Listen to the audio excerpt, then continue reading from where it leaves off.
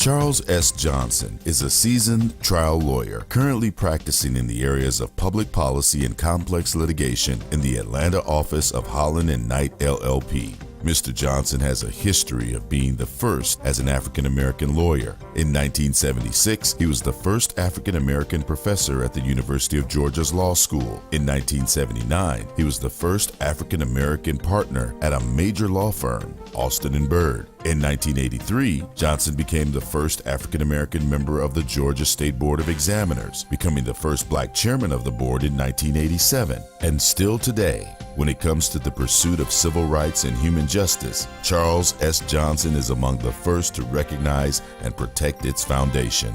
Charles Johnson is probably an understated, under-the-radar, iconic baby boomer civil rights lawyer.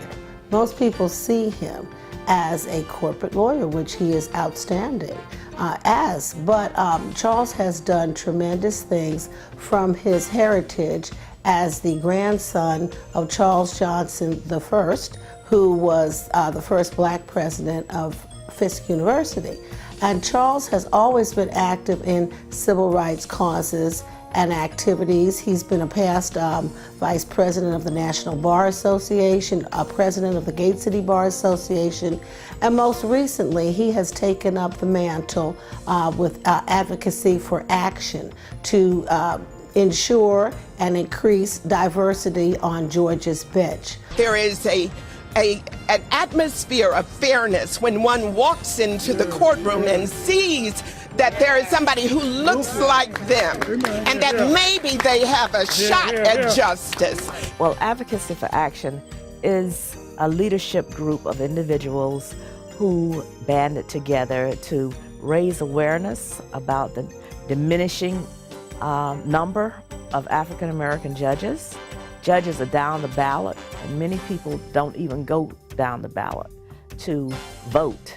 And of course, judges ultimately make decisions on every aspect of our lives. 2018, I had the joy and pleasure of running for election for my seat, and Advocacy for Action was one of the great supporters, informing our community about what was going on, holding forums, making sure that social media reflected what was going on, making videos, and just being very supportive of the education of the public as it relates to the judicial seats.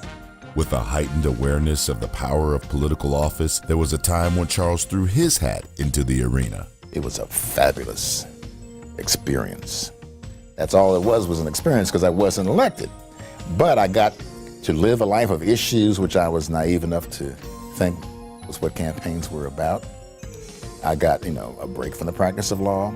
I got to meet people I never would have met otherwise, from Alpharetta to Palmetto, all across the 5th Congressional District. It was a great time. This was a pivotal race in the community. His accomplishment list stretches a span of an entire book, or entire encyclopedia, so to speak. So it's been a pleasure just to get to know who he is, and just to learn under his tutelage, and I'm just excited to be one of his mentees. I was the first associate member of GABWA.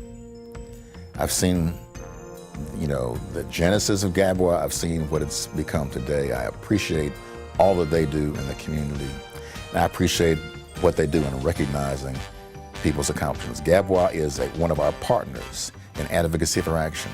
We appreciate that partnership, and I appreciate especially the recognition that they're presenting to me and to all of our folks, whether it's Betty Ann Hart, Thelma White Cummings Moore, Wayne Kendall, Susie Alcalberry, all of us in Advocacy for Action.